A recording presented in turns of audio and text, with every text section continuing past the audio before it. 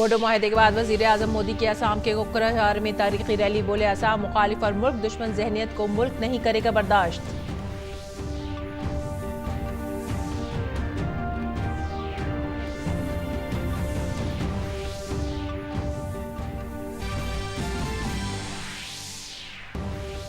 असम तनाज़ा हल न कर पाने के लिए पीएम की अपोजिशन पर तनकीद, कहा सियासी पार्टियों ने की बगावत, नाकाबंदी और पुरतशद्दुद मुजाहिरों को किया नजरअंदाज, हुकूमत ने नए ढंग से मसले का निकाला हल।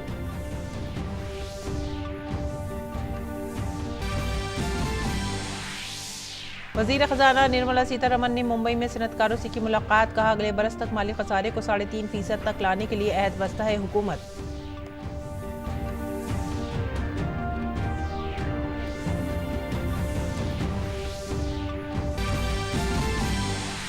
कांग्रेस लीडर राहुल गांधी के बयान पर लोकसभा में हंगामा, मरकजी वजीर हर्षवर्धन से कांग्रेसी अरकान पार्लियामान ने की धक्का मुक्की, बीजेपी ने की मजम्मत, मुआफी का मुतालबा किया।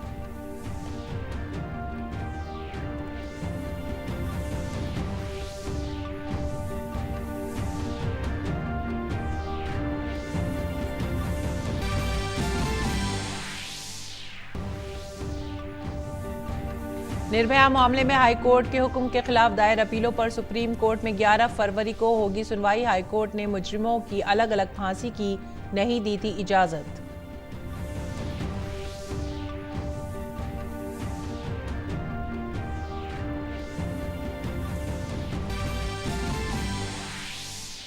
दिल्ली में विधानसभा चुनाव के लिए पोलिंग कल, चुनाव कमीशन ने किए जबरदस्त इंतजाम, वोटरों की आसानी के लिए उठाए गए बहुत से इकदाम।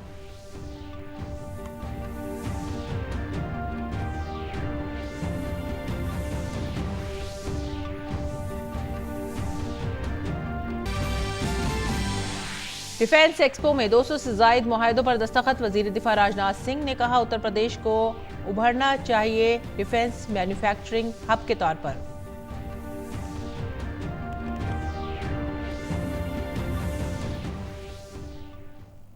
आदाब नाजरीन, उर्दू खबरों में आप सभी का खैर मकदम है। नजर डालते हैं इस वक्त की खास तफसीलात पर।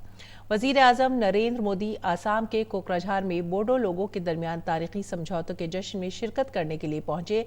मरकज, असम रियासत और बोडो की 4 तंजीमों के दरमियान सैरुकी समझौता 27 जनवरी को मरकजी वजीर दाखिला अमित शाह की मौजूदगी में हुआ था। वजीर आजम के कोकराझार पहुंचने पर बोडो के लोगों ने रिवायती अंदाज में फोक डांस के जरिए उनका शानदार इस्तकबाल किया। बोडो असम की बड़ी आबादी में से एक काबिल लिहाज आबादी मानी जाती है, जो असम के शुमाल में ब्रह्मपुत्र नदी की घाटी में बसती है। कोकराझार, चरांग, बक्सा और अदालगंडी इलाके में तकरीबन 30% की आबादी बोडो लोगों की है। इस मौके पर वजीर आजम ने एक रैली को खिताब करते हुए कहा कि अब हुकूमत की कोशिश है कि असम मुआहदे के शर्त 6 को जल्द से जल्द नाफिज किया जाए। उन्होंने मुआहदे की तारीफ की।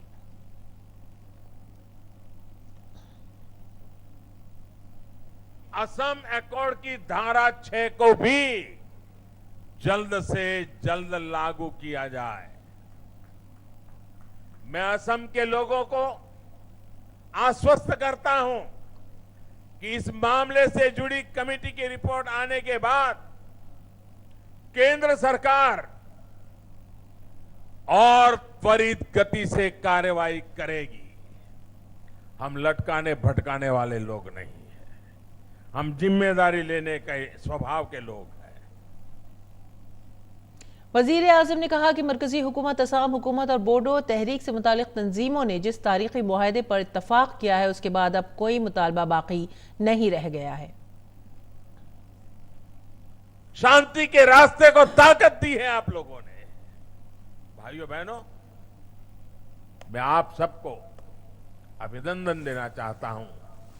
कभी इस आंदोलन से जुड़ी प्रत्येक मांग समाप्त हो गई है, अब उसे पूर्ण विराम मिल चुका है। अब केंद्र सरकार, असम सरकार और बोडो आंदोलन से जुड़े संगठनों ने जिस ऐतिहासिक एकॉर्ड पर सहमति जताई है, जिस पर साइन किया है, उसके बाद अब कोई मांग नहीं बची है और अब विकास ही हमारी पहली प्राथमिकता है और आखिरी भी वही है।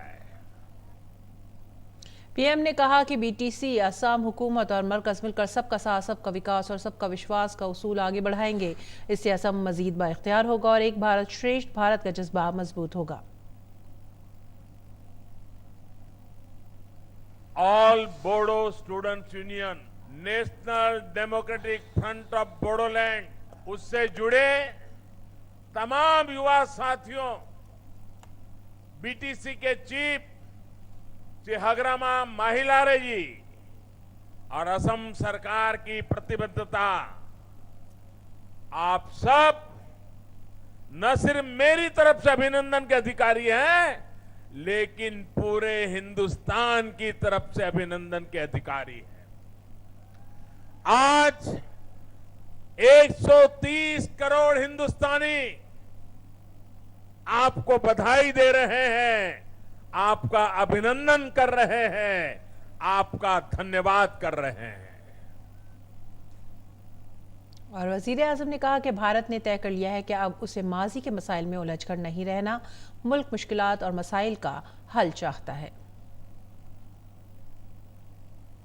21वीं सदी का भारत अब ये दृढ़ निश्चय कर चुका है कि अब हमें अतीत की समस्याओं उलझकर नहीं रहना है। आज देश मुश्किल से मुश्किल चुनौतियों का समाधान चाहता है। देश के सामने कितनी ही चुनौतियां रही है, जिन्हें कभी राजनीतिक वजहों से, कभी सामाजिक वजहों से नजरअंदाज किया जाता रहा है।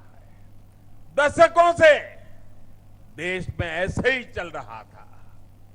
नॉर्थ ईस्ट का विषय तो ऐसा माना जाता था जिसे कोई हाथ लगाने के लिए भी तैयार नहीं था।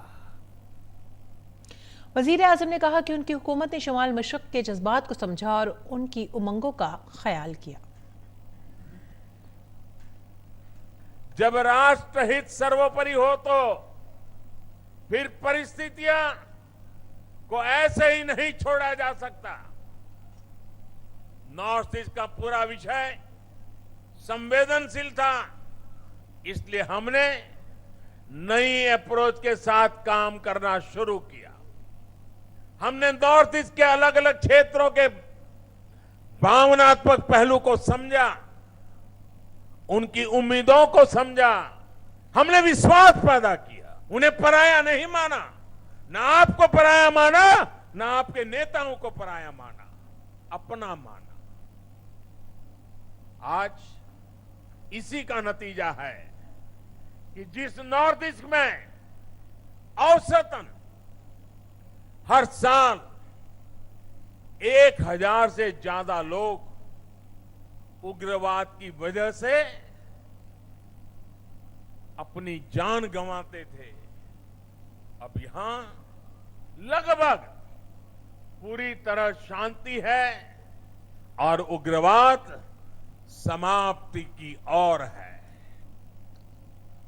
वजीर आजम मोदी असम के कोकराझार पहुंचने से कबल गुवाहाटी पहुंचे, जहां हवाई अड्डे पर गवर्नर जगदीश मुखी, वजीर आला सर्बानंद सोनोवाल और हेमंत बासवा ने वजीर आजम की क़यादत की। 27 जनवरी को वजीर दाखिला अमित शाह की मौजूदगी में नई दिल्ली में एक अहम मुआहदा किया गया था। मुआहदे के 2 दिन बाद ही NTFB के मुतादिद ग्रुपों से ताल्लुक़ रखने वाले 1615 कैडेट्स खुद सुपुर्दगी करते हुए मरकजी धारा में शामिल हो गए थे।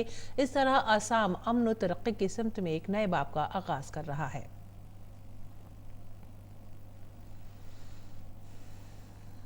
आगे बढ़ते हैं अगली खबर की तरफ। कांग्रेस लीडर राहुल गांधी के बयान पर लोकसभा में खूब हंगामा हुआ। मामला इतना बढ़ गया कि नौबत धक्का मुक्की तक आ गई। दरअसल एक सवाल के जवाब में मरकजी वजीर हर्षवर्धन ने राहुल गांधी के डंडे मारने वाले बयान का जिक्र किया और उन पर तनकीद की। स्पीकर ने उन्हें रोकने की कोशिश की। इस दौरान कांग्रेसी रुकने पार्लियामान मानिकम टैगोर हर्षवर्धन की कुर्सी तक जा पहुंचे और दोनों में बहस होने लगी। उसके बाद ऐवान की कार्रवाई मुलतवी कर दी गई। Is it the way to behave in parliament? They are trying to come to physically attack a minister. This is height of goondaism and this cannot be tolerated. Manhandling और मंत्री तक आना ये तो बहुत खंडनीय है। हम स्पीकर साहब से मांग करते हैं जो सदस्य ऐसे वक्तव्य किया है उनके ऊपर एक्शन हो जाए। अत्यंत ही शर्मनाक और आज जिस प्रकार की एक घटना घटी है, राहुल गांधी ने जिस प्रकार से एक बड़े नेता होने के नाते अपना बचकाना व्यवहार किया, वो एमपी आकर के हमारे स्वास्थ्य मंत्री जो जवाब दे रहे थे उनके सामने वो मारने के लिए आ गया। इसलिए राहुल गांधी जो प्रोवोक किया है उनको सस्पेंड करना चाहिए, ये हम लोगों की मांग है। राहुल गांधी माफी मांगे। घोर आपत्तिजनक है। और जिस प्रकार से डॉक्टर हर्षवर्धन जब राहुल जी के सवाल का उत्तर दे रहे थे, उन्होंने कहा कि अभी आपने जो प्रधानमंत्री के खिलाफ टिप्पणी की है वो आपत्तिजनक है, और उसके बाद प्रश्नों का उत्तर देना शुरू किया। तभी विपक्ष के कांग्रेस के लोगों ने आकर के प्रहारात्मक रूप में हर्षवर्धन जी के समक्ष जो व्यवहार किया वो अशोभनीय है, और मुझे लगता है कि राहुल जी के साथ साथ उनके सांसदों को भी माफ़ी मांगना चाहिए। मरकजी वजीर सेहत डॉक्टर हर्षवर्धन ने लोकसभा में एक सवाल के जवाब में कहा कि कौमी सेहत मिशन के तहत 2 नेशनल सेंटर्स कायम किए गए हैं जिनको 270 करोड़ रुपए मुहैया कराए गए हैं। इन इलाकाई मराकज के जरिए हर तरह की तिब्बी सहूलतें फराहम कराई जा रही हैं। We have created 2 national centers for aging, and these are at Madras Medical College and AIIMS. They are in the various, and for each of these centers we have provided 270 crores each to these 2 places, and then also we have created 19 regional geriatric centers, and in these regional geriatric centers we have 30 bedded indoor patient department, physiotherapy labs and specialized manpower, and we give 4 crore to each of the centers. Then also at 713 district hospitals in the country, we have provided this total support for the creation of 10 bedded geriatric wards and physiotherapy labs, etc. through the National Health Mission. मगरबी बंगाल के BJP अराकीन पार्लियामान ने रियासत में खवातीन के खिलाफ जराइम और मजालिम से मुतालिक मामलात में इजाफे का इल्ज़ाम आयद करते हुए संसद भवन अहाते में बाबा कौम महात्मा गांधी के मुजस्मे के सामने मुजाहरा किया, जिस पर हमारे नुमाइंदे राजेश राज ने मुजाहिरीन से बातचीत की। हमारे साथ बंगाल की बीजेपी सांसद लॉकेट चटर्जी हैं। मैडम, किस इशू को लेकर के आप धरना प्रदर्शन कर रहे हैं? बंगाल में महिला के ऊपर एक के बाद एक जो महिला को रेप करके जिंदा जला दे रहे हैं, उसमें विचार किसी को नहीं मिलता है। ममता बनर्जी सीए का ऊपर रास्ता में विरोध कर रहे हैं तब परमिशन मिलता है, जब विचार के लिए हम लोग ऊपर आ जाते हैं रास्ते में इंसाफ के लिए तब हमें कुछ नहीं करने देते हैं। ये क्या डेमोक्रेसी है? दिलीप घोष जो बीजेपी के सांसद हैं और वहाँ के अध्यक्ष भी हैं, हम उनसे बात करते हैं। दादा, कहाँ ये घटना घटी? बालूरघाट गंगारामपुर में अपने ही कार्यकर्ता टीचर थी, उनकी जमीन के ऊपर से जबरदस्ती रास्ता ले जाया गया था। उन्होंने आधा रास्ता छोड़ा, उनका पूरा जमीन लेने के लिए वो चक्कर में थे, उन्होंने मना किया तो उनको रस्सी बांध करके दोनों महिलाओं को रास्ता में घसीटते हुए ले जाया जा रहा है। इस प्रकार लगातार घटना घटे। कुछ दिन पहले वहाँ एक लड़की की बलात्कार हत्या हुई है। पूरा बंगाल में महिलाओं की कोई सुरक्षा नहीं है और कहीं कानून व्यवस्था नहीं है। इसका खिलाफ हम प्रदर्शन कर रहे हैं। बंगाल में जिस तरीके से बीजेपी कार्यकर्ताओं पर हिंसा होती रही है और अब बलात्कार की घटनाएं और घरों को कब्जा करने की घटनाएं बढ़ रही हैं, यह कहीं ना कहीं चिंता का विषय है और इसको लेकर भारतीय जनता पार्टी के तमाम जो सांसद हैं वो गांधी स्टैच्यू पर धरना प्रदर्शन कर रहे हैं। कैमरामैन प्रमोद नेगी के साथ संसद भवन परिसर से मैं राजेश राज, डीडी न्यूज के लिए। और शहर तरमीमी कानून के खिलाफ दिल्ली के शाहीन बाग में जारी एहतजाज के खिलाफ दाखिल अर्जी पर सुप्रीम कोर्ट में समाअत टल गई है। अब इसकी समाअत पीर को होगी। वकील और समाजी कारकुन अमित साहनी की तरफ से दाखिल अर्जी पर अदालत ने समाअत करने का फैसला किया था। उनकी तरफ से शाहीन बाग के बंद पड़े रास्ते खुलवाने का मुतालबा भी किया गया है। इसके अलावा दरख्वास्त गुजार ने मुतालबा किया है कि इस पूरे मसले पर तशद्दुद को रोकने के लिए सुप्रीम कोर्ट के रिटायर्ड जज या हाई कोर्ट के किसी मौजूदा जज के जरिए निगरानी की जाए।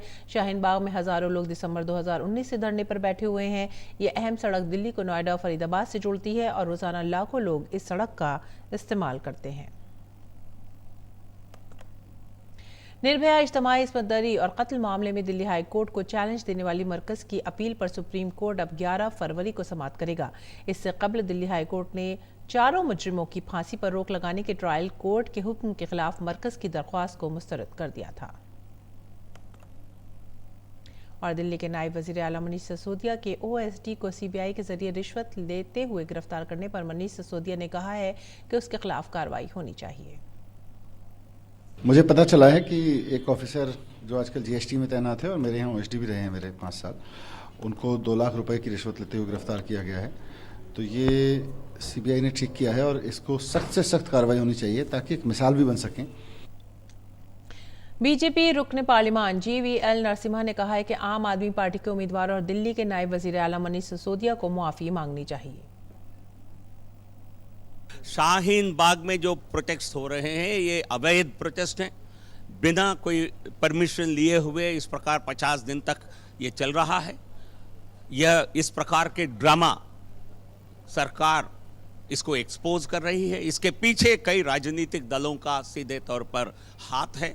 इसमें आम आदमी पार्टी के अमानुल्लाह खान, अरविंद केजरीवाल, इन सब का समर्थन प्राप्त है और सरकार ऐसे प्रोटेस्ट कुछ चंद लोगों की प्रोटेस्ट के कारण सरकार अपने रीति नीति या सोच नहीं बदलेगी। इनको वहां से उठकर जाना होगा। दिल्ली की सभी 70 असेंबली सीटों पर कल वोट डाले जाएंगे और 11 फरवरी को वोटों की गिनती होगी। मौजूदा दिल्ली असेंबली की मुद्दत 22 फरवरी को खत्म हो रही है। सभी पार्टियों ने वोटरों को लुभाने के लिए कल पूरी ताकत झोंक दी। इंतखाबात खुश उसलूबी से कराने के लिए सिक्योरिटी के पुख्ता बंदोबस्त किए गए। इंतखाबी एहलकारों और दीगर लोगों के बर वक्त ड्यूटी पर पहुंचने को यकीनी बनाने के लिए दिल्ली मेट्रो की खिदमत शनिचर की सुबह 4 बजे शुरू हो जाएंगी। और इस बीच दिल्ली असेंबली इंतखाबात के लिए पोलिंग तैयारियां तकरीबन मुकम्मल हो चुकी हैं और कल दिल्ली के 70 असेंबली हलकों में पोलिंग होगी। इस मरतबा दिल्ली के इंतखाबी मैदान में कई वीआईपी उम्मीदवार भी मौजूद हैं। नई दिल्ली से आम आदमी पार्टी के सबसे बड़े चेहरे दिल्ली के वजीर आला अरविंद केजरीवाल हैं। वहीं दिल्ली असेंबली इंतखाबात में हिस्ब इख्तिलाफ के लीडर विजेंद्र गुप्ता रोहिणी असेंबली हल्के से अपनी किस्मत आजमा रहे हैं। पटपड़गंज सीट से आम आदमी के उम्मीदवार हैं मनीष सिसोदिया। कपिल मिश्रा मॉडल टाउन से बीजेपी के लिए मैदान में हैं। अलका लामा कांग्रेस के उम्मीदवार हैं। चांदनी चौक से आतिशी आम आदमी पार्टी के उम्मीदवार हैं कालकाजी से। आरपी सिंह बीजेपी उम्मीदवार हैं राजेंद्र नगर से। राम नवाज गोयल आप के लीडर हैं शादरा से। गोपाल राय आप लीडर हैं बाबरपुर से। सौरभ भारद्वाज हैं आपके उम्मीदवार ग्रेटर कैलाश से। शिखा राय हैं बीजेपी उम्मीदवार ग्रेटर कैलाश से। योगेंद्र चंदोलिया हैं बीजेपी से करौलबाग हलके से। राघव चट्टा हैं आपके उम्मीदवार राजेंद्र नगर से। हारून यूसुफ कांग्रेस के उम्मीदवार हैं बल्ली मारान से। आदर्श शास्त्री कांग्रेस उम्मीदवार द्वारका से इंतखाबी मैदान में हैं और अपनी किस्मत आजमा रहे हैं।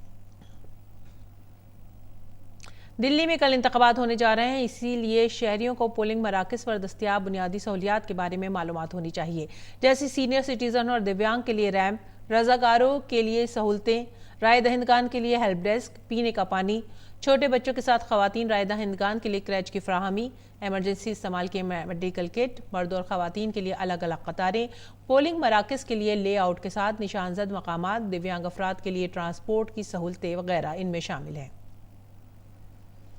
शहरी अब आज़ादाना और मुनसिफाना इंतखाबात को यकीनी बनाने के लिए सी विजिल ऐप के जरिए मिसाली ज़ाब्ता अखलाक और अखराजात से मुतालिक खिलाफ वर्जियों की शिकायत दर्ज कर सकते हैं। इसके तहत अब पैसे बांटने, शराब या मंशियात बांटने, असलहा गोला बारूद की नुमाइश करने जैसी खिलाफ वर्जियों की इत्तला दी जा सकती है। शहरी ऑटो लोकेशन की सहूलत के साथ खिलाफ वर्जियों की लाइव तस्वीर या वीडियो बना सकते हैं और उन्हें अपलोड कर सकते हैं। जुर्म की जगह को ट्रैक किया जाएगा और इस पर कार्रवाई भी की जाएगी। हर शिकायत पर हो रही कार्रवाई की सूरत हाल 100 मिनट के अंदर अपडेट की जाएगी। इस ऐप को ऐप स्टोर से डाउनलोड किया जा सकता है। आगे बढ़ते हैं अगली खबर की तरफ। उत्तर प्रदेश में जारी डिफेंस एक्सपो में वजीर दिफा राजनाथ सिंह ने कहा कि इस डिफेंस एक्सपो में 200 से जायद मुआहदे हुए हैं, जो कि एक तारीखी बात है। उन्होंने कहा कि इस दौरान 71 मफाहमत नामों पर भी दस्तखत हुए हैं और 13 मसनूआत लॉन्च की गई हैं। 6 और बड़े ऐलानात भी हुए हैं और तकनीक की मुंतकली से मुतालिक 18 मुआहदे हुए। आज इस समारोह में 71 MOUs और 13 प्रोडक्ट्स की लॉन्चिंग हुई है और साथ ही साथ 6 मेजर अनाउंसमेंट्स और 18 टेक्नोलॉजी ट्रांसफर एग्रीमेंट्स भी हुए हैं। अतः आज 100 से भी अधिक नए बंधन हुए हैं। और इस कार्यक्रम का एक नया जो नामनक्लेचर किया गया है, बंधन, ये बंधन जो होता है वह म्यूचुअल कॉन्फिडेंस, परस्पर विश्वास का यह बंधन होता है। इस डेफ एक्सपो के दौरान टोटल एग्रीमेंट्स की संख्या 200 के पार चली गई है और मैं समझता हूं कि एक नया इतिहास रचा गया है आज। मैं आशा करता हूं कि पब्लिक, प्राइवेट या जो भी ऑर्गेनाइजेशंस इस बंधन में बंध रहे हैं वे पूरी ईमानदारी से इसको निभाएंगे और इस बंधन को किसी भी सूरत में टूटने नहीं देंगे। डिफेंस एक्सपो का आज तीसरा दिन है। क्या खास है इस डिफेंस एक्सपो में? इस बारे में यूपी के वजीर आला योगी आदित्यनाथ से बातचीत की हमारे नुमाइंदे ओपी दास ने। हमारे साथ उत्तर प्रदेश के मुख्यमंत्री मौजूद है इस वक्त। मुख्यमंत्री जी, ये बताएं कि जो उम्मीदें थी डिफेंस एक्सपो से किस हद तक अब पूरी होती हुई दिखाई दे रही हैं? तो दिन गए जब भारत एक इम्पोर्टर था। अब भारत आत्मनिर्भर होने के साथ साथ दुनिया का एक एक्सपोर्टर भी बनेगा और मुझे लगता है कि प्रधानमंत्री जी की अनुकंपा से, रक्षा मंत्रालय के सहयोग से डिफेंस एक्सपो 2020 इन संकल्पों को पूरा करता हुआ दिखाई दे रहा है। भारत की इस रक्षा उत्पादन की ताकत को देख करके हर व्यक्ति गौरव की अनुभूति कर रहा है और प्रधानमंत्री मोदी जी के प्रति आभार व्यक्त कर रहा है, उनका अभिनंदन भी कर रहा है। तो जो उम्मीदें थी, आपको लगता है जो 23 MOUs हुए हैं, इसके और आगे बढ़ने की संभावना आप देखते हैं आगे? देखिए, ये एक शुरुआत है और जब संभावना है तो संभावना को शुरुआत के रूप में आगे बढ़ाना और फिर इस शुरुआत को वास्तविक धरातल पर उतारने के साथ ही हम प्रधानमंत्री जी के संकल्पों के साथ प्रत्येक भारतवासी जुड़े, यह महत्वपूर्ण होगा और ये चीज़ें तेज़ी के साथ आगे बढ़ेंगे। आखिरी में सर ये बताएं कि जिस तरह से निवेश आए हैं और जो तमाम तरह की सुविधाएं हैं, जो एक इकोलॉजी डेवलप करने की बात होती है जिसमें लॉ एंड ऑर्डर तमाम चीज़ें शामिल है, उसको लेकर अब क्या संदेश देंगे? देखिए, लॉ एंड ऑर्डर की बेहतर स्थिति है, इसलिए निवेश आ रहा है। सरकार की पूरी पॉलिसी ट्रांसपेरेंट है तो स्वाभाविक रूप से निवेश आ रहा है। हमने डिफेंस एंड एरोस्पेस की अपनी पॉलिसी बनाई है, हमने अपने पास लैंड बैंक क्रिएट किया है और हमने भारत सरकार के साथ बेहतर समन्वय करके डिफेंस कॉरिडोर के लिए आदरणीय प्रधानमंत्री जी के उन संकल्पों को और संकल्पनाओं को, उन आकांक्षाओं को आगे बढ़ाने की दिशा में भरपूर प्रयास किया है। बहुत बहुत धन्यवाद हमसे बातचीत करने के लिए। तो मुख्यमंत्री जी साफ तौर पर कहते हुए कि तमाम ऐसी इकोलॉजी डेवलप की गई है जो निवेश को बढ़ावा दे रहे हैं और साफ तौर पर इस बात का इशारा कर रहे हैं कि ये महज एक शुरुआत है जो 23 MOUs साइन हुए हैं। मैं कैमरामैन सुशील शर्मा के साथ ओम प्रकाश दास, डिफ एक्सपो से। और अब बात करते हैं ऑटो एक्सपो की। ग्रेटर नोएडा में जारी ऑटो एक्सपो 2020 का आज तीसरा दिन था। हालांकि आम लोगों के लिए आज से ऑटो एक्सपो खुला है, ताहम आज के दिन की खास बात यह रही कि ये दिन कॉरपोरेट्स के लिए रखा गया था। एक्सपो में आज MG मोटर इंडिया ने SUV ग्लोस्टर और कसीर मकसदी मोटर गाड़ी MPV G10 की नुमाइश की। कंपनी ने कहा कि नए मॉडलों को इस साल बाद में भारतीय बाजारों में उतारा जाएगा। G10 को अभी ऑस्ट्रेलिया, न्यूजीलैंड, मगरबी एशियाई ममालिक, जनूबी अमेरिका ममालिक और आसियान ममालिक में फ़रोख्त किया जा रहा है। इससे किया मोटर्स के MPV कार्निवाल को टक्कर मिलने का अंदाज़ा है। MG मोटर्स इस साल ऑटो एक्सपो में अब तक हैचबैक, सिडान और यूटिलिटी व्हीकल ज़ुमरों में 14 उम्दा किस्म के मॉडलों की नुमाइश कर चुकी है। दूसरी तरफ मारुति सुजुकी ने BS6 मेयारात पर मबनी CNG से चलने वाली कसीर मकसदी मोटर गाड़ी आर्टिगा पेश की है। कंपनी ने कहा है कि आर्टिगा S CNG BS6 मेयारात को पूरा करती है और मुल्क में वाहिद MPV है जिसमें मारुति सुजुकी कारखाने से ही CNG लगी हुई है। आलमी खबरों की तरफ रुख करते हैं। चीन में कोरोना वायरस से मरने वालों की तादाद बढ़कर 638 हो गई है। कोरोना वायरस से मुतासर वुहान सूबे में 69 नई अमवात के सबब यह तादाद बढ़कर 638 तक पहुंची है। वुहान में इन्फेक्शन से निपटने के लिए स्टेडियम, ऑडिटोरियम और स्कूलों को अस्पतालों में मुंतकिल किया जा रहा है। इसके अलावा बड़ी तादाद में अस्पतालों की तामीर की जा रही है। चीन ने अब 1500 बिस्तर वाला एक नया आर्जी अस्पताल तैयार किया है जो ख़ास तौर से वायरस से मुतासरा मरीजों के लिए बनाया गया है। इससे कबल वुहान में 1000 बिस्तर वाला अस्पताल शुरू किया गया है।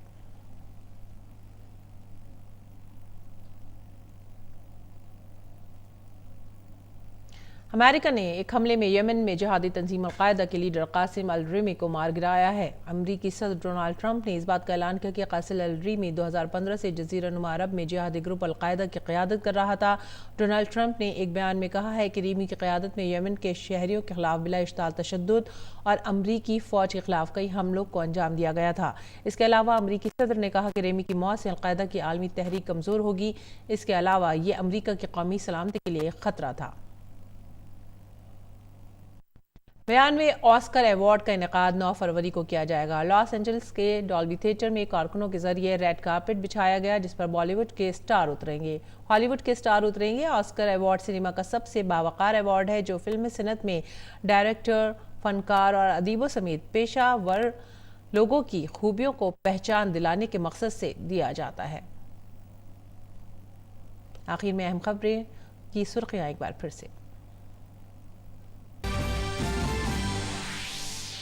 बोडो माहदे के बाद वज़ीर आज़म मोदी की असम के कोकराझार में तारीखी रैली। बोले असम मुखालिफ और मुल्क दुश्मन ज़हनियत को मुल्क नहीं करेगा बर्दाश्त।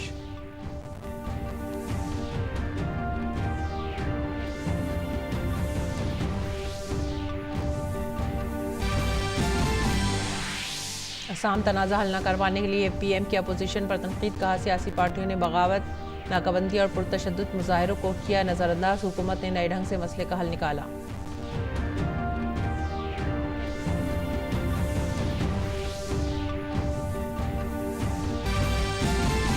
वज़ीर ख़जाना निर्मला सीतारमण ने मुंबई में सनतकारों से की मुलाकात। कहा अगले बरस तक माली खसारे को 3.5% तक लाने के लिए अहद बस्ता है हुकूमत।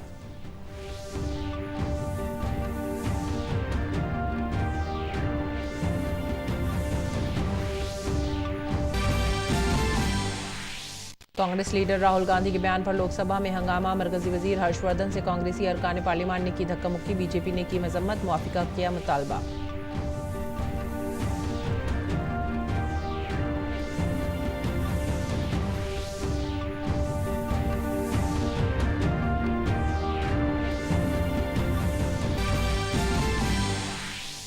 निर्भया मामले में हाई कोर्ट के हुक्म के खिलाफ दायर अपीलों पर सुप्रीम कोर्ट में 11 फरवरी को होगी सुनवाई। हाई कोर्ट ने मुजरिमों की अलग अलग फांसी की नहीं दी थी इजाजत।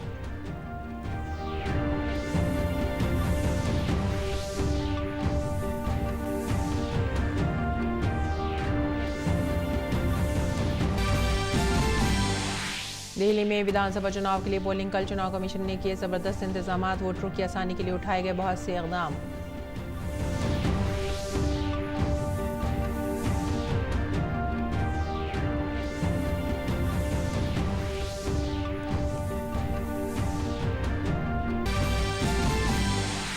डिफेंस एक्सपो में 200 से ज़ायद मुआहदों पर दस्तखत। वज़ीर दिफा राजनाथ सिंह ने कहा उत्तर प्रदेश को बढ़ना चाहिए डिफेंस मैन्युफैक्चरिंग हब के तौर पर।